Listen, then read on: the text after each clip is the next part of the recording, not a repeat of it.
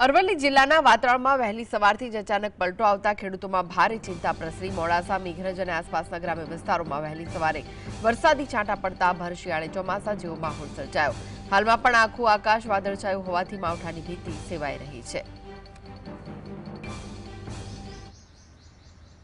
તો અરવલ્લીમાં વાતાવરણમાં પલટો જોવા મળ્યો હતો। વહેલી સવારે વરસાદ વરસતા ખેડૂતોએ चिंता व्यक्त करी हती, कारण के मावठाना कारणे खेतपाकने पण नुकसान थतुं होय छे। जो कि वरसादना कारणे वातावरणमां ठंडक प्रसरी गई हती।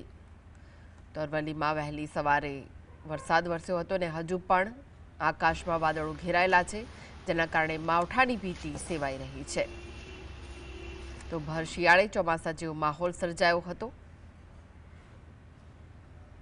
મોડાસા, મેઘરજ અને આસપાસના ગ્રામ્ય વિસ્તારોમાં વહેલી સવારે વરસાદી છાંટા પડતા ખેડૂતો ચિંતિત થયા હતા। વધુ વિગતો માટે જોડાઈ ગયા છે સંવાદદાતા રાકેશ।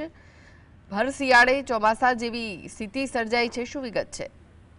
જી કૃષ્ણ, ચોક્કસ જણાવી દો કે જરા 2 દિવસથી વાતાવરણ જે બદલાય છે, વાતાવરણને લઈને ક્યાંક ને છાંટા પડી રહ્યા છે, પરંતુ હવે ઘઉંનો પાક પણ તૈયાર થઈ ગયો છે, બટાકા પણ નીકળી રહ્યા છે અને ચણાનો પાક પણ તૈયાર છે, રાયડો પણ તૈયાર છે। એટલે ક્યાંક મોંમાં આવેલો કોળિયો ખેડૂતના મોંમાંથી છીનવાઈ જાય એવું લાગી રહ્યું છે અને આ જો કદાચ વધુ વરસાદ થશે તો સૌથી મોટું નુકસાન થાય।